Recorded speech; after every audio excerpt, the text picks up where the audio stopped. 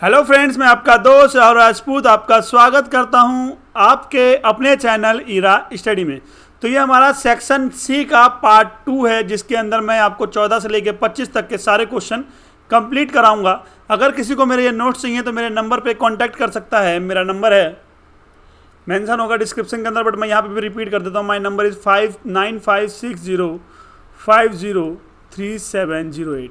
इस नंबर पे नोट्स के लिए आप मुझे कांटेक्ट कर सकते हैं। मात्र 199 के अंदर, मात्र 199 के अंदर आपको ये नोट्स प्रोवाइड करा दिए जाएंगे और ये बहुत ज़्यादा हेल्पफुल होने वाले हैं। मतलब ये समझ लो 80 से 90% का एग्जाम इस नोट्स के अंदर से ही आने वाला है।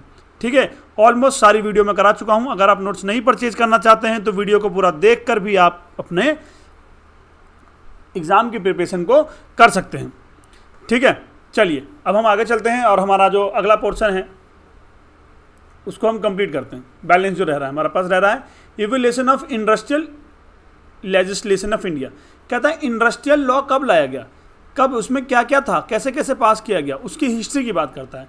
तो बोलता है प्री इंडिपेंडेंट इरा, कहता है आज़ादी से पहले, आज़ादी से पहले या आज़ादी से पहले के टाइम पे क्या था इंडस्ट्रियल रूल। तो बोलता है before independence the Indian lack of compression industrial legal framework with most worker facing exploitation, the British colony government introduced certain laws like a Factories Act 1881। मतलब इंडस्ट्री से पहले हमारे पास क्या था, लिख देना प्री इंडिपेंडेंस इरा। जो हमारे पास लॉ था वो क्या था, factory act 1881 which is deal with the factory conditions but workers rights were largely unprotected. जहाँ पे वर्कर्स के राइट्स जो क्या थे, अनप्रोटेक्टेड थे। फिर क्या हुआ, पोस्ट इंडिपेंडेंस डेवलपमेंट। कहता है आज़ादी के बाद हमारे पास 3 एक्ट आए। कौन कौन से आए, 3 एक्ट आए। पहला एक्ट आया इंडस्ट्रियल डिस्प्यूट एक्ट 1947 जो कि आज़ादी के तुरंत बाद आया। दूसरा आया फैक्ट्री एक्ट 1948। फिर एक आया मिनिमम वेजेस एक्ट 1948। ठीक है, ये हमारे आज़ादी के बाद हमारे पास ये एक्ट आए। तो बोला गया post independence the Indian government took a significant step by the protect labour rights leading to the enactment of the favor labor law such as industrial dispute, the provide a framework of the resolution of industrial dispute, जिसके अंदर framework किया गया कि किस तरीके से industrial dispute को resolve किया जाएगा। फैक्ट्री एक्ट कहता है regulate the condition of worker factory and safe guard worker healthily and safety, है ना, हेल्थली और सेफ हो फैक्ट्री के लिए, ठीक है, जो वर्कर के लिए। To set the minimum wages of worker in various industries, क्या बोला गया, सेट करा गया एक मिनिमम वेजेस, किसके लिए, जो वेजेस है वर्कर जो काम करते हैं उनके, इतना तो देना ही देना है, इससे ऊपर दे सकते हो, इससे कम आप नहीं दे सकते। ये एम्प्लॉयर के लिए बताएगा और एम्प्लॉय को बोला कि इतना आप ले सकते हो। ठीक है, बोला गया over time industrial legislative evolution to address emerging concern of such a worker safety. एक मिनट वेट करना है, एक मिनट वेट करना।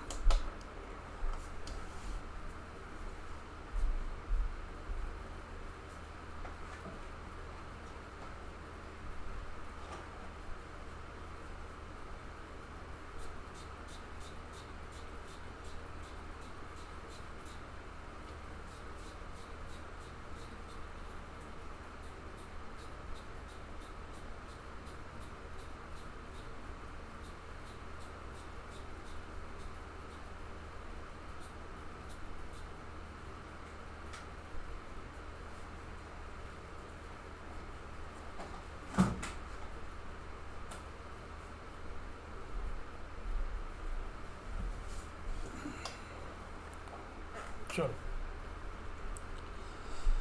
हाँ, तो हम कहाँ पे थे, हम थे post independence era. Indian government to का सिग्निफिकेंट स्टेप ले लेता है, कहता मिनिमम वेजेस, कहता over time industrial legislation involve the address emergency concern with such a worker safety compensation and dispute resolution. ये इसके अंदर आ गया। अब कहता है, अब क्या आ गया हमारे पास, मॉडर्न, क्या आ गया, मॉडर्न डेवलपमेंट। आज के डेवलपमेंट में कंपनियों ने भी, गवर्नमेंट ने कुछ स्टेप उठाए और क्या बोला, कहता है in recent decisions industrial legislative in India has seen reform amend the balancing labour rights with economic growth the labour code 19-20 2019-20 में क्या लाएगा, लेबर कोड ला गया. We are introduce a major overhaul of the labor laws, consolidating over 40 existing law into the 4 codes. कहते हैं 4 code के अंदर 40 के 40 एग्जिस्टिंग लॉ जो थे उनको क्या किया गया, इंक्लूड किया गया. जैसे कोड ऑन वेजेस 2019, कहता है इंडस्ट्रियल रिलेशन कोड 2020, कहता है कोड ऑन सोशल सिक्योरिटी 2020, कहता है occupational safety healthy and working condition code 2020. ये 4 कोड लाए गए जिसके अंदर 40 के 40 लॉ को इंक्लूड किया गया, कंसोलिडेशन करके 4 कोड लाया गया. वेजेस कोड, रिलेशन कोड और सोशल सिक्योरिटी कोड और occupation safety health and working condition code 2020. ये कोड लाए गए. ठीक है. अच्छा, अब बात करते हैं क्वेश्चन नंबर 15 की. क्वेश्चन नंबर 15 क्या कहता है, कहता है growth of trade union in India. Growth of trade union in India, कहता है इंडिया के अंदर ट्रेड यूनियन का ग्रोथ कैसे हुआ. तो बोला क्या, ईयरली डेवलपमेंट. कहता है ये क्या हुआ, अर्ली डेवलपमेंट हुआ, जिसके अंदर बोला गया trade union is the Indian beggar. भाई क्या हो रहा है, ये मक्खी कहां से आ गई. कहता ट्रेड यूनियन इज इंडियन बैगन form in the last 19th and early 20th century in the response to the exploitation of the worker during the colon period. The first labor union is the India was established in 1918 under the leadership of Lala Lajpat Rai. Lajpat Rai के ही उस leadership के अंदर इस act को पास किया गया था, जिसको फर्स्ट क्या लेबर यूनियन एक्ट को पास किया गया था 1918 के अंदर. प्री पोस्ट इंडिपेंडेंट ग्रोथ, कहता प्री पोस्ट इंडिपेंडेंट, कहता आज़ादी के बाद क्या ग्रोथ हुआ. तो बोलता कि after independence the Indian government recognise the importance of trade union and enactment various law support them including the trade union act 1926. The 1926 trade union act आया और legislation provided a legal framework for a formation registered under the function of trade union. फिर इसके कुछ miscellaneous growth of trade union है. क्या है, milestones in growth of trade union. क्या milestones है भाई, यार यहाँ पे इंपॉर्टेंस लिखा जा रहा है. फॉर्मेशन ऑफ मेजर यूनियंस, कहता है इन 1940 and 1950 several national trade union were formed including the Indian National and Union Cargill INTUC, All India Trade Union Congress and Central of Indian Trade. मतलब ऐसे कुछ यूनियंस बनाए गए है ना 1940 और 1950 के अंदर. फिर अब इसका पॉइंट क्या था, पॉलिटिकल इन्फ्लुएंस. इसमें पॉलिटिकल इन्फ्लुएंस हुआ, बोला trade union in India gained significant political influence particularly during the 1960-1970 which many union allegation with the major political parties. Major political party क्या है, उसमें पॉलिटिकल इन्फ्लुएंस हुआ 1960 और 70 के अंदर. इसके अंदर पोस्ट लिबराइजेशन, कहता है लिबराइजेशन से पहले, कहता है with India economics liberalisation in 1990, तो 1990 में trade union began focus on the labour reform, worker rights and protection of the job security in the face of privatisation and globalisation. कहता privatisation और ग्लोबलाइजेशन को face करते हुए वर्करों के rights का भी ध्यान रखा गया, उनको प्रोटेक्ट किया गया. ठीक है. Challenging face to trade union, कहता क्या चैलेंज फेस करना पड़ा ट्रेड यूनियन को, उसके बारे में बताइए. तो कहता है despite there a growth Indian trade union face a challenge such a dealing membership है formation and internal conflict. The rise to inform sector worker and the big economy has also posed new challenges to traditional trade union structures. ठीक है, ये सारी चीज़ें थी. Question number 16 collective bargaining. भाई ये बहुत इंपॉर्टेंट है. देखो मैंने इसको जब कराया तो ए पार्ट में भी कराया, बी पार्ट में भी कराया, मैं इसको सी पार्ट में भी करा रहा हूँ. बहुत इंपॉर्टेंट है collective bargaining, relevance and challenge in India. कहता है इंडिया के अंदर क्या चैलेंज है और इसका क्या रिलेवेंस है. तो पहले बात करते हैं इसकी डेफिनेशन की. तो बोलेगा कलेक्टिव बार्गेनिंग का कोई पर्टिकुलर ऐसा कोई सेक्शन में डिफाइन नहीं किया गया, पहले बता दूं है ना. But is the process which a worker through the union representative the negotiable with the employer reach agreement on the employment terms include wages, worker and condition on the other benefits. Relevance की बात करी गई तो worker empowerment, कहता है collective bargaining help worker secure better wages, working condition and job security in the India whether the labour force of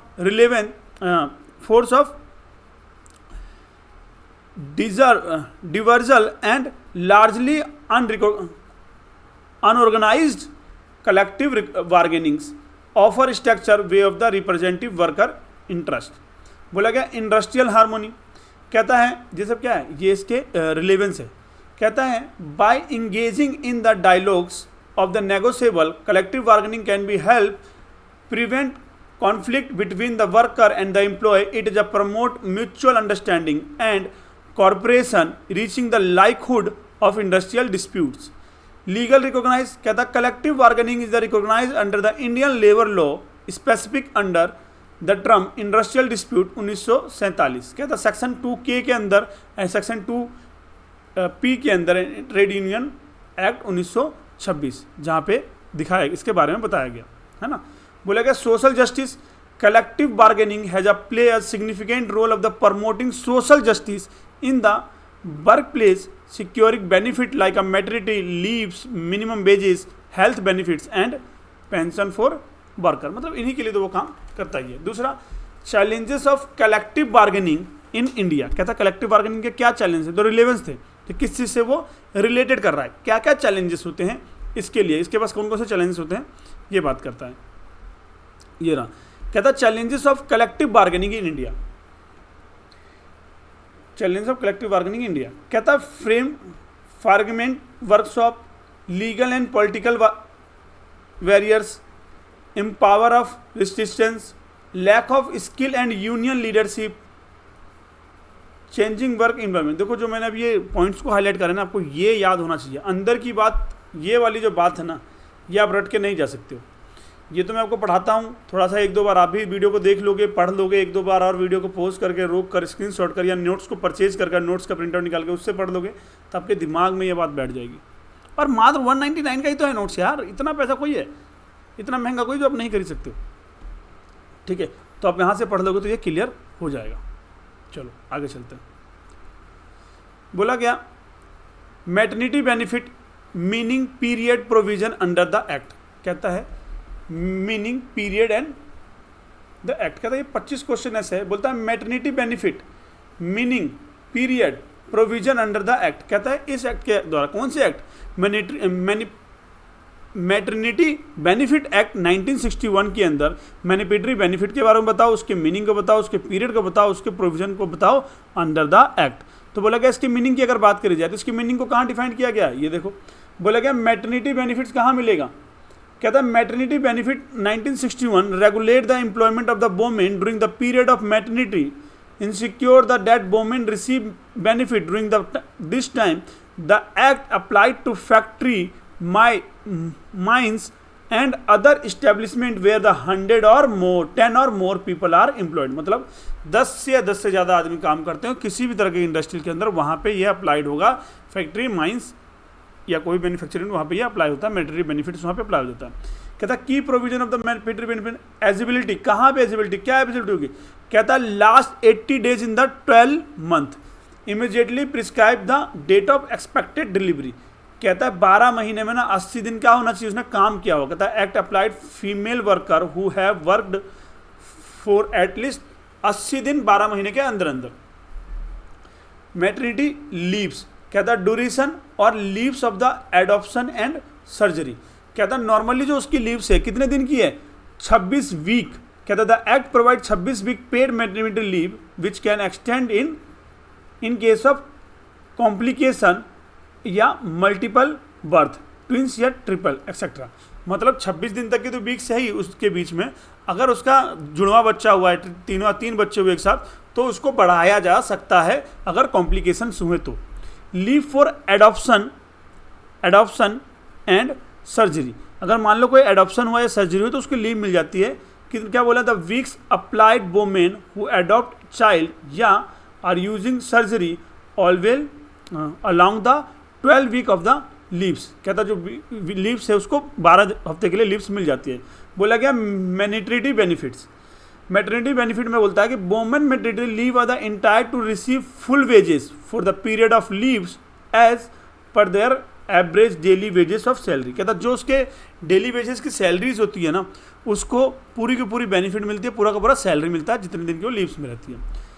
secure health and safety, कहता secure health and during the pregnancy and nursing women are entitled to a safe worker environment. This include provide a breaks for the nursing mother after childbirth. childbirth के बाद क्या nursing के लिए, nursing में जो होते हैं उनको ब्रेक मिला जाता है इसके लिए, ठीक है। नोटिस टू एम्प्लॉयर, कहता है women intend to take a maternity leaves must inform to her employer in writing about her condition and the expected date of delivery typically at least 8 week before the leaves commencement।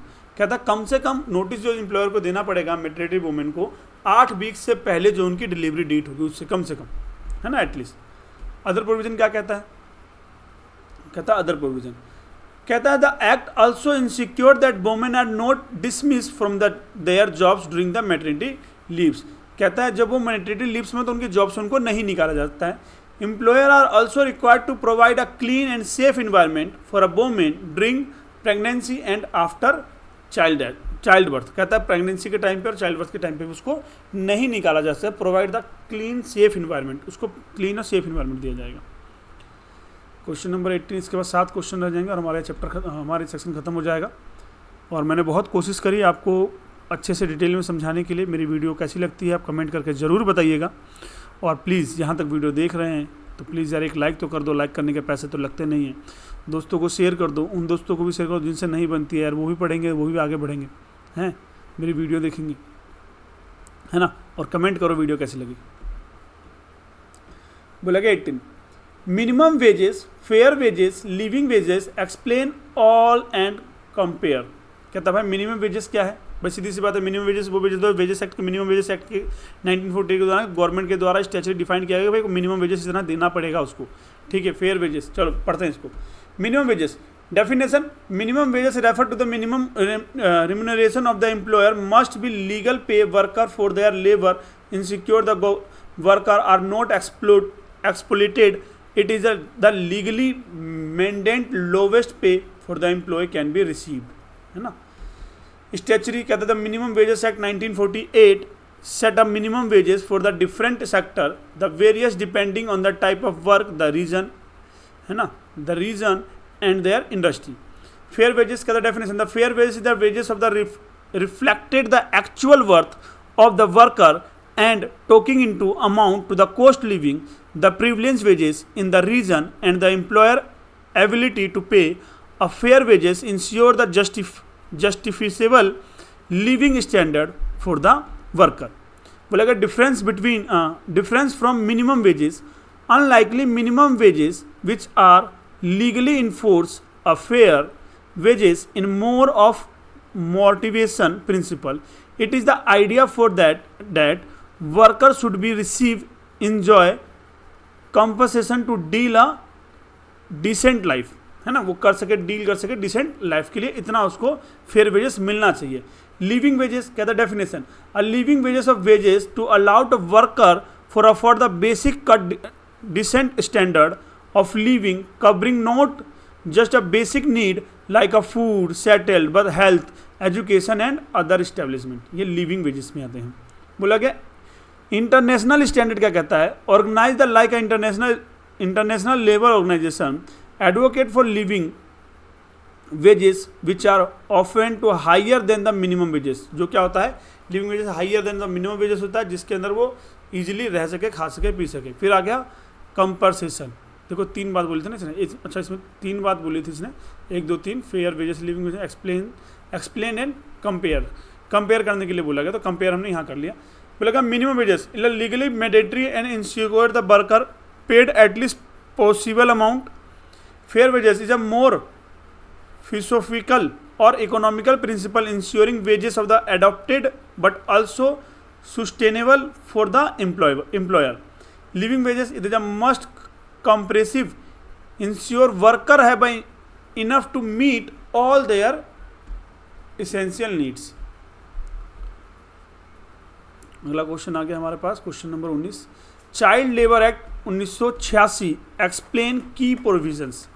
कहता है child labour 1986 का, इसका explain करना क्या की provisions, क्या provisions है child labour के। ओ भाई अच्छा क्वेश्चन है भाई, ठीक है, इससे की प्रोविजंस को हम यहाँ पे एक्सप्लेन करेंगे। बोला गया चाइल्ड लेबर एक्ट 1986,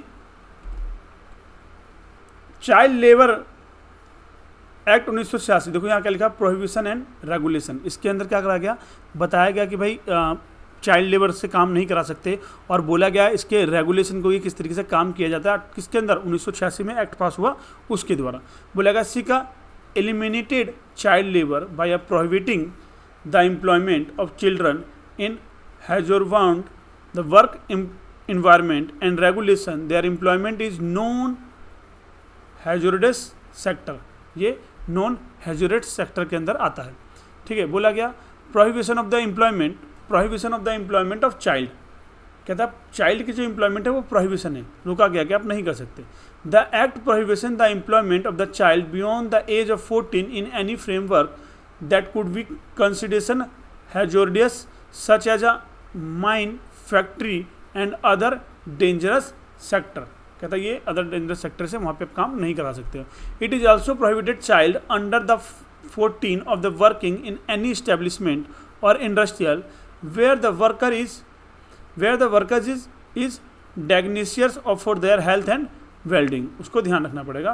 कहता है regulation of child employment in non hazardous sector, कहता है कहाँ पे काम कर सकते हैं, तो कहता है act of allowed to employment of the child age at 14 to 18 in non-hazardous work under specific conditions. These child cannot be work for more than 6 hours a day and must be provided with adequate breaks. जो addict breaks होते हैं वो भी उनको provide कराया जाएगा और 6 घंटे ज़्यादा काम नहीं करा सकते। बोला गया पेनल्टीज फॉर द वायलेशन, अगर वायलेशन किया जाता है इस एक्ट का तो क्या पेनल्टी होगा। The act provide the penalty include the fine and imprisonment for employer who violation the provision participating in the relation hazardous work. कहता है अगर इसके अंदर रिलेशन किया गया हैजोरियस वर्क के अंदर आया तो। बोला गया health and safety of child, कहता है the act made to employer to provide the safety environment for a children workplace and no child can be made to work for extended hour that may interfere with their education, जिसके अंदर उसके education interfere करता हो। Amendment, एक amendment है जो बोलता है कि the child labour amendment act 2016 raise the age limit of the employment in non hazardous occupation in 14 year and completely banned employment of child hazardous jobs allegiance with the international standards, allegations लगाए गए international standard के द्वारा। बोला गया 14 साल के नीचे भी काम आप नहीं करा सकते हो, ये 2016 में आया। अब है हमारे पास एक क्वेश्चन नंबर 20, 6 क्वेश्चन रह गए हैं और मैं कोशिश करता हूँ 6 क्वेश्चन आपके आने वाले आधे घंटे में करा दूँ। 24 मिनट से हमारी क्लास चल रही है। Employee provided funds schemes, family pension, deposit, linked insurance, explain overview of the employee provident fund. कहता है एम्प्लॉय प्रोविडेंट फंड के अंदर इसका एक्सप्लेन करो और इसके ओवरव्यू दो। तो कहता है employee provident fund as a mandatory retirement saving scheme of the worker in India, है ना, under the employees provident fund miscellaneous provision act 1952, है ना, ये एक्ट है 1952। बोला गया कंट्रीब्यूशन, कहता है both employer and employ contribute the fix percentage of the employ salary, 12% of the basic salary, the EPF account. The government में also contribute in certain cases such a worker in central sector और schemes. कहता है government भी करता है इस scheme के अंदर, अगर वो गवर्नमेंट पे काम कर रहा है, गवर्नमेंट कंपनी में काम कर रहा है। Withdrawal employ can withdraw their EPF balance after the retirement termination termination या if they are no longer employed, अगर वो काम नहीं कर रहा है तो। The fund accumulative with interest which is a tax free, ये जो फंड होता है वो टैक्स फ्री होता है।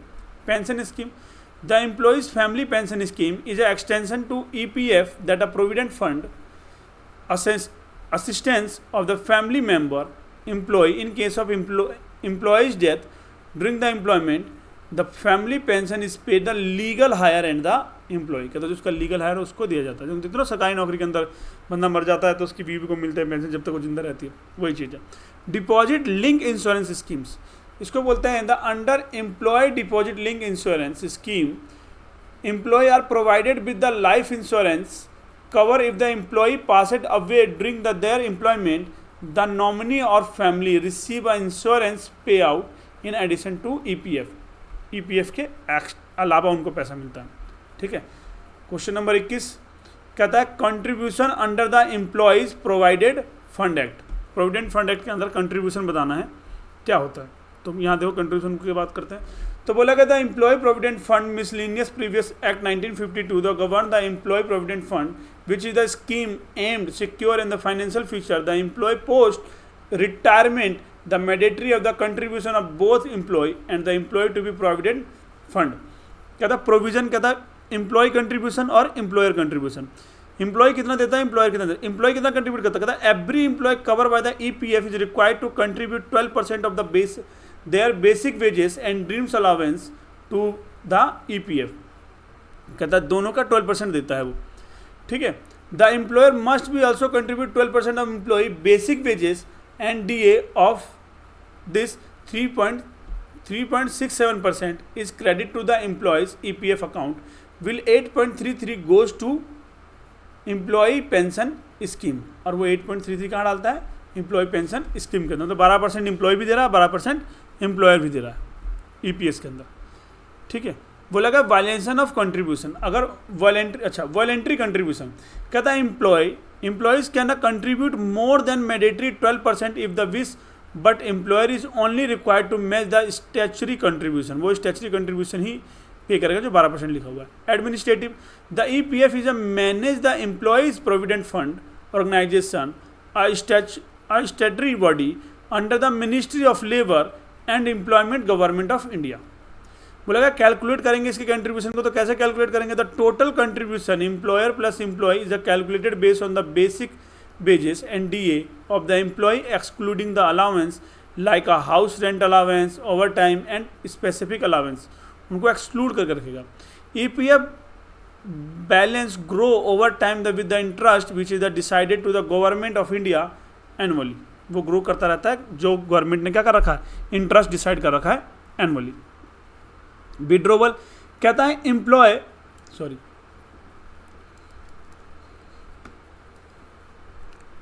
Employ can be withdraw their EPF balance at the time of retirement, job changes और death. The balancing is refund along with the accumulated interest. ठीक है. एक्यूमुलेटेड इंटरेस्ट के साथ क्या होता है, वापस कर देता है. Employees provident fund, employees contribution, employer contribution, employee pension. ये था. कहता payment of bonus act eligibility and limit. कहता बोनस एक्ट क्या कहता है, इसकी क्या लिमिट है, क्या एजिबिलिटी है, उसके बारे में बात करता है. ठीक है. ये हमारा क्वेश्चन नंबर 22 है. इसके बाद 3 क्वेश्चन है हमारे पास. कहता payment of bonus act introduce करता है बोनस एक्ट 1965 के अंदर. अब बोलता है कि payment of bonus act regulate the payment of bonus the employee in India. It is applicable to establishment with a 20 or more employee and discharge designed to provided financial benefits to worker. मतलब कहता है ये establish वहाँ हो जाता है जहाँ 20 से उससे ज़्यादा एम्प्लॉय काम करते हैं, वहाँ पेमेंट ऑफ बोनस एक्ट लग जाता है. जो बोलता है एजिबिलिटी ऑफ बोनस, कहता है एम्प्लॉय एजिबिलिटी. कहता है employee are the eligible for the bonus under the act in if they have worker in establishment for at least 30 days in the year of which the bonus is beginning paid. कहता calculate of bonus. कहता the bonus is calculated based on the employee salary and wages earned during the year. कहता the amount of bonus to be paid determine the based on the profit of the organization.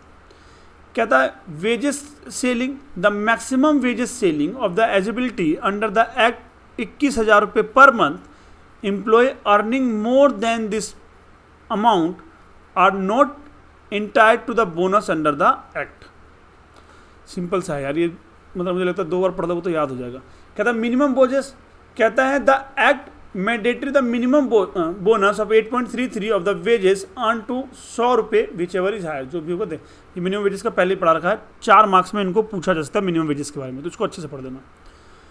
Bonus calculated formula कहता है bonus equal to profit minus base calculation या wages minus base calculation whichever is more than beneficial of the employ. जो employ के लिए benefit होगा वो उसको मिलेगा। The bonus should be not exceed 20% of annual wages. Annual wages का 20% नहीं दिया जा सकता बोनस के अंदर। डिस्क्वालिफिकेशन कहता है employ who have been dismiss to termination misconduct of violation during the accounting year या not eligible for the bonus, वो बोनस के लिए एलिजिबल नहीं होगा। क्वेश्चन नंबर 4 और 23, industrial dispute and individual versus group of case. भाई यही बहुत इंपॉर्टेंट है, किनके दोनों के ग्रुप केसेस बताइए। तो बोला गया an industrial dispute refer to the conflict और disagreement between the employer and employee और between the employee themselves over various material related to the employee condition. These dispute can be individual or group basis. कहता है individual industrial dispute, कहता the dispute raise by the single worker has a conflict with the employer regarding the individual employment condition, वो क्या कहलाएगा individual industrial. Example a dispute rising when the employ termination the injustice और where there is a disagreement regarding the salary of beneficiary instant the employee dispute or the wrongful dismiss, it is a become a individual industrial dispute। relevant law और industrial dispute act कहता section 2K में define किया गया industrial dispute को to include individual dispute, जिसके अंदर include है individual disputes को। ग्रुप इंडस्ट्रियल डिस्प्यूट बोला गया there are disputes occurring the multiple worker group of the employee collective engaged in the conflict of the employer and regarding condition of employment or unfair parties. Example, a large group of worker is factory may be to be strike demanding of the wages increase in the better worker condition. This would be constitution of the group industrial disputes। कहता है relevant लो क्या है, group of dispute also come under section 2K of the industrial dispute act 1947। Difference between the individual और group, कहता है scope क्या होता है इंडिविजुअल का, कहता है individual dispute involve a single employ which a group dispute involve a collective action of the grievance of the workers. Resolution individual dispute can be resolve the direct negotiable with the employer but group dispute after required the intervention of the labor court or industrial tribunal. Impact individual dispute affect only the employee concerned, whether the group of dispute can be dispute the function of the entire organization, पूरे organization को करता है। Section में मैंने पहले ही बताया था, ऊपर क्वेश्चन आया था 11A, दोबारा रिपीट हो रहा है इसी के अंदर, तो मैं इसको दोबारा बता रहा हूँ। क्या कहता है इसके अंदर, कहता है section 11A power of labour and court of tribunal. ठीक है, ये ऊपर भी लिखा था, बोलता है सेक्शन में क्या पावर है, पावर ऑफ रिव्यू कर सकता है, मॉडिफिकेशन ऑफ द पनिशमेंट है ना, रिस्टेंशन ऑफ द विद वाइक वेजेस, डिस्क्रिमिनेशन ऑफ पावर। ये आप रोक मतलब वीडियो को रोक कर पढ़ लेना, यहाँ पे पहले पढ़ा चुका हूँ मैं इसको, इसलिए मैंने आंसर यहाँ पे छोटा ही रखा हुआ है। बोला गया लास्ट क्वेश्चन हमारे इस सेक्शन का, और मैं उम्मीद करता हूँ मेरी वीडियो आप लोगों को बहुत अच्छी लगती है, और कमेंट करें, सब्सक्राइब करें। मेरा जो नेक्स्ट पेपर अगला जो होगा, ठीक है, इन्वायरमेंटल का, ये लेबर लॉ का है, नेक्स्ट पेपर आप लोगों का है इन्वायरमेंटल लॉ का 20 मई को, उसकी वीडियो आएंगी। कोशिश करूँगा ऐसे ही एक सेक्शन वाइज बनाऊँ इंपॉर्टेंट, जिसके अंदर मेरा पूरा का पूरा सिलेबस कवर हो आपका, और आप अच्छे से पढ़ सकें, कर सकें, इसके लिए मैं इसको कवर करूँगा। तो मैं उम्मीद करता हूँ कि आप मेरी वीडियो को देख रहे हैं, आपको अच्छा लग रहा है और आपके लिए बहुत ज़्यादा हेल्पफुल है एग्ज़ाम के लिए। तो प्लीज़ चैनल को सब्सक्राइब करिएगा, बेल आइकन को प्रेस करिए और ज़्यादा से ज़्यादा शेयर करिए। डिफरेंट टाइप ऑफ स्ट्राइक, भाई ये भी मैं पहले बता चुका हूँ under the ID act. Legal strike, illegal strike, ये नहीं बताया था मैंने, सिंपैथिक स्ट्राइक और हंगर स्ट्राइक और जनरल स्ट्राइक। ठीक है, तो वाइल्ड क्राफ्ट स्ट्राइक भी है, और बस ख़त्म। एक है वाइल्ड कास्ट स्ट्राइक। ये 6 स्ट्राइक के टाइप्स हैं। क्या बोला गया, 6 स्ट्राइक के टाइप्स है, क्योंकि इसने टाइप ऑफ स्ट्राइक की बात करेगी। बोला गया लीगल स्ट्राइक लीगल स्ट्राइक के अंदर क्या बोला गया कि 14 दिन का नोटिस दे और 6 हफ्ते के अंदर अंदर स्ट्राइक करवा ले तो लीगल स्ट्राइक होगा। Strike is the factory due to notice.